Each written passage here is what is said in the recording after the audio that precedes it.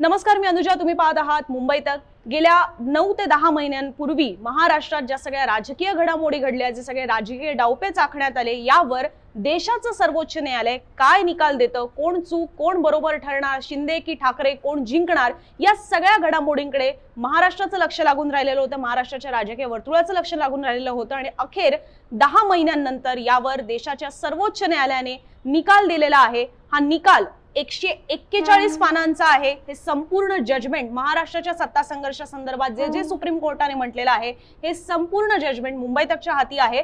आणि अर्थात हे 141 पानं आहेत. प्रत्येकालाच एवढी 141 पानं वाचणं पॉसिबल नसतं. प्रचंड लीगल लँग्वेज याच्यामध्ये असते, त्यामुळे तीही समजून घेणं थोडं कठीण पडतं. आणि म्हणूनच या जजमेंटचा सारांश काय आहे तो आम्ही तुम्हाला या व्हिडिओमध्ये सांगणार आहोत, जेणेकरून तुम्हाला समजेल की आजच्या सुप्रीम कोर्टाच्या निकालाचा नेमका अर्थ काय काढायचा, काय सुप्रीम कोर्टाने महाराष्ट्राच्या सत्ता संघर्षासंदर्भात म्हटलेलं आहे. राज्यपाल असू देत, विधानसभेचे अध्यक्ष असू देत, निवडणूक आयोग असू दे आणि उद्धव ठाकरेंचा राजीनामा असू दे, व्हिपचा मुद्दा असू दे, या 5ही मुद्द्यांवर 9 मुद्द्यांमध्ये सुप्रीम कोर्टाने आपला जजमेंट जे आहे त्याचा सारांश केलेला आहे. तेच आपण आता समजून घेणार आहोत.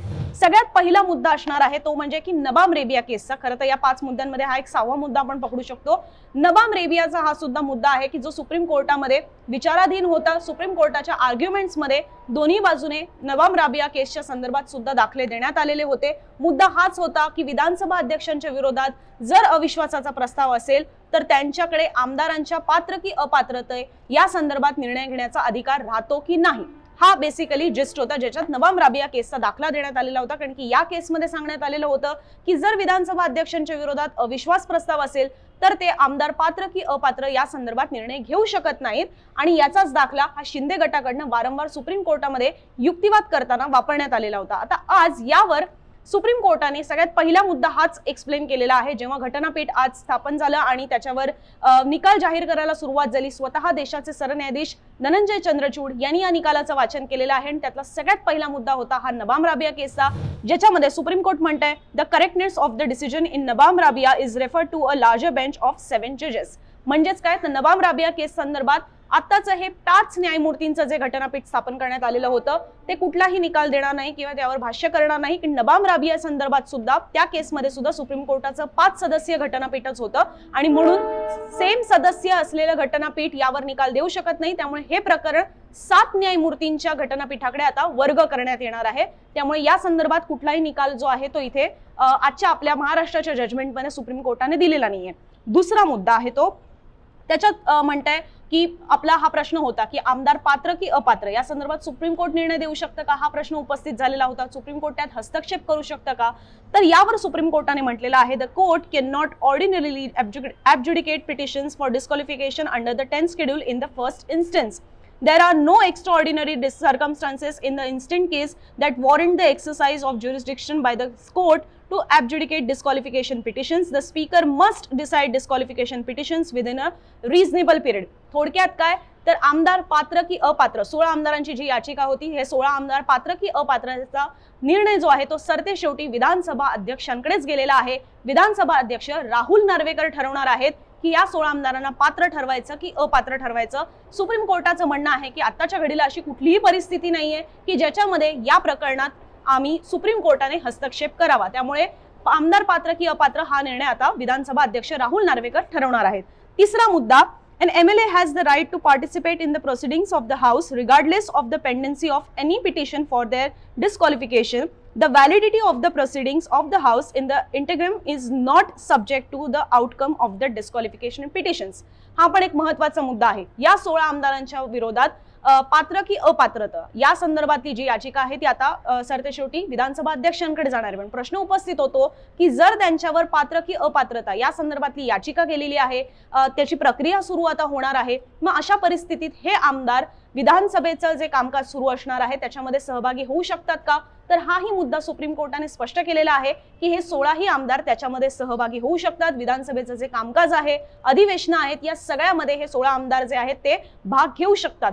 याच्या पलीकडे जाऊन त्यांनी आणखीन एक गोष्ट स्पष्ट केलेली आहे की या विधानसभा अध्यक्षांनी जरी या आमदारांना पात्र किंवा अपात्र ठरवलं, जो काही या याचिकेचा पुढचा निर्णय येईल त्याचा आणि या मधल्या काळात जे काही आमदार कुठल्याही गोष्टींमध्ये सहभाग घेतील, विधानसभेच्या कामकाजात जो काही सहभाग घेतील, त्यांनी एखादा कायदा संमत करतानाच्या वेळेला घेतलेलं त्यांचं मतदान असू दे, कुठल्याही निवडी संदर्भातलं मतदान असू दे, तर या सगळ्यावर ते पुढे जाऊन पात्र किंवा अपात्र ठरतायत याचा परिणाम हा होणार नाही. त्याच्यामुळे पुढे जाऊन हे सगळे 16 आमदार पात्र ठरतायत की अपात्र ठरतायत याच्यामुळे ते मधल्या काळात जे काही विधानसभेच्या कामकाजात सहभाग घेतील त्याच्यावर त्याचा परिणाम हा होणार नाही, ही सुद्धा गोष्ट सुप्रीम कोर्टाने स्पष्ट करून सांगितलेली आहे. याच्यानंतर चौथा मुद्दा आहे तो म्हणजे political party and not the legislature party appoints the whip and the leader of the party of the house. Further, the direction to vote in a particular manner or to abstain from voting is issued by the political party and not the legislative party. व्हिपचा मुद्दा जो सगळ्यात इथे महत्त्वाचा ठरत होता, कळीचा मुद्दा ठरत होता, तो आहे व्हिपचा. कोणाचा व्हिप मानायचा? ज्या वेळेला हे बंड झालेलं होतं त्याच्यानंतर विधानसभा अध्यक्षांची निवड आणि बहुमताची विश्वासदर्शक ठराव शिंदे सरकारचा जो होता, बहुमत त्यांना जे सिद्ध करायचं होतं, या दोन्ही वेळेला शिंदे गटाच्या वतीने सुद्धा भरत गोगावले हे प्रतोद म्हणून होते, त्यांचा व्हिप जारी करण्यात आलेला होता आणि इकडे ठाकरे गटाकडनं सुनील प्रभू व्हिप होते, त्यांचा वेगळा व्हिप लागू करण्यात आलेला होता आणि यावरून सुद्धा पुढच्या आमदारांवर पात्र की अपात्रता या संदर्भातले सुद्धा कारवाया ज्या आहेत त्या कराव्या अशा मागणी दोन्ही गटांकडनं करण्यात आलेल्या होत्या. इथे सुप्रीम कोर्टाने ही गोष्ट स्पष्ट केलेली आहे की व्हिप कोणी नेमायचा, व्हिपला कोणी निवडायचं हा अधिकार विधिमंडळ पक्षाला नाही तर राजकीय पक्षाला असतो. म्हणजेच काय, तर जो राजकीय पक्ष आहे तो ठरवणार की विधिमंडळामध्ये व्हिप कोण असणार आहे, प्रतोद कोण असणार आहे. विधिमंडळातले जेवढे आमदारांची संख्या आहे ते हे ठरवू शकत नाहीत आणि सोबतच गटनेता सुद्धा हा विधिमंडळ पक्ष ठरवू शकत नाही तर जो राजकीय पक्ष आहे तोच ठरवू शकतो. ही गोष्ट सुद्धा सुप्रीम कोर्टाने याच्यामध्ये स्पष्ट केलेली आहे. पुढे सुप्रीम कोर्ट म्हणतंय the speaker shall recognise the whip and the leader who are duly authorised by the Shiv Sena political party with reference to the provisions of the party constitution after conducting an inquiry in this regard and keeping with the principles discussed in the judgment. या judgement मध्ये जे काही principles सांगण्यात आलेले आहेत, ज्याला आपण मार्गदर्शक तत्व किंवा मार्गदर्शक तत्व म्हणू शकतो, त्यानुसार आणि सोबतच विधानसभेचे अध्यक्ष जी काही चौकशी करतील या अंती पक्षाची जी घटना आहे त्यानुसार पक्ष कोणाला व्हिप म्हणून नेमतोय, कोणाला गटनेता म्हणून नेमतोय हे स्पीकरने लक्षात घ्यायला हवं, असं सुद्धा सुप्रीम कोर्टाने याच्यामध्ये म्हटलेलं आहे. त्यांनी स्पष्टपणे म्हटलेलं आहे speaker shall recognise the whip and the leader who are duly authorised by the Shiv Sena political party with reference to the provisions in their constitution. शिवसेनेच्या घटनेमध्ये जशा पद्धतीने प्रोव्हिजन्स तरतुदी करण्यात आलेल्या आहेत त्यानुसार शिवसेना, ज्याला आता इथे सुद्धा स्पष्ट आहे की राजकीय पक्ष ज्याला व्हिप आणि गटनेता म्हणून नेमतोय तेच स्पीकरने लक्षात घ्यायला हवं चौकशी अंती, असं सुद्धा या सुप्रीम कोर्टाच्या जजमेंटमध्ये म्हटलेलं आहे. याच्यानंतर येतो पुढचा मुद्दा. त्याच्यात सुप्रीम कोर्ट म्हणतंय speaker and the election commission of India are empowered to concurrently adjudicate on the petitions before them under the 10th schedule and under paragraph 15 of the symbols order respectively. म्हणजेच दोन्ही याचिका या खरं तर एक याचिका ही अध्यक्षांसमोर आहे की आमदार पात्र की अपात्र हे त्यांना ठरवायचं आहे आणि एक याचिका ही इलेक्शन कमिशन समोर सुद्धा गेलेली होती की राजकीय पक्ष कोणाचा. तर खरं तर या दोन गोष्टी वेगळ्या एक प्रकारे करताना आपल्याला इथे सुप्रीम कोर्ट पाहायला मिळते. त्यांचं असं म्हणणं आहे की विधानसभेचे जे अध्यक्ष आहेत ते 10व्या शेड्यूलनुसार पक्षांतर बंदी जो कायदा आहे 10वं परिशिष्ट जे आहे संविधानातलं त्याच्यानुसार निर्णय घेतील की आमदार पात्र की अपात्र आणि इलेक्शन कमिशन ऑफ इंडिया सुद्धा जी सिम्बल्स ऑर्डर आहे त्याच्यानुसार इलेक्शन कमिशन सुद्धा त्यांचा निर्णय जो आहे तो रिस्पेक्टिव्हली म्हणजे कॉन्करंटली घेऊ शकतात. आपापल्या परीने या दोन्ही गोष्टी एकाच वेळेला सुरू राहू शकतात की अध्यक्ष 10व्या शेड्यूलनुसार आणि इलेक्शन कमिशन सिम्बल ऑर्डरनुसार आपापले निर्णय हे घेऊ शकतात. पुढे सुप्रीम कोर्ट म्हणतंय while adjudicating petitions under paragraph 15 of the symbols order, the ECI may apply a test that is best suited to the facts and circumstances of the case before it. इथे आपल्याला ही थोडी judgement मधल्या ज्या अगदी मुद्देसूरनुसार गोष्टी सांगितल्या आलेल्या आहेत ते समजून घ्यायला हवं.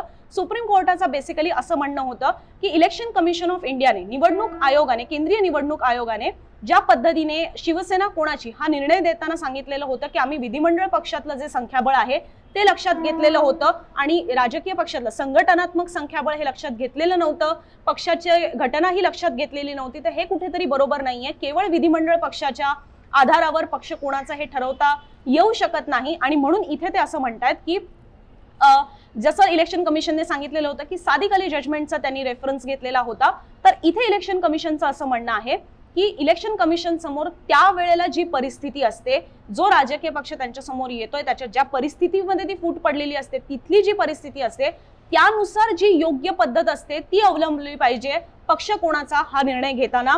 त्यामुळे सुप्रीम कोर्ट इथे म्हणते की सिम्बल ऑर्डरच्या पॅरेग्राफ 15 नुसार ECI त्यांच्याकडे असलेली बेस्ट पद्धत जी आहे त्यानुसार त्या परिस्थितीनुसार त्यांनी निर्णय घेतला पाहिजे.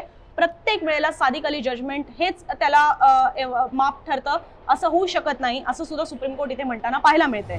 याच्यानंतर येतो 7वा मुद्दा या सुप्रीम कोर्टच्या जजमेंट मधला. The effect of the deletion of paragraph 3 of the 10th schedule is that the defence of split is no longer available to members facing disqualification proceedings.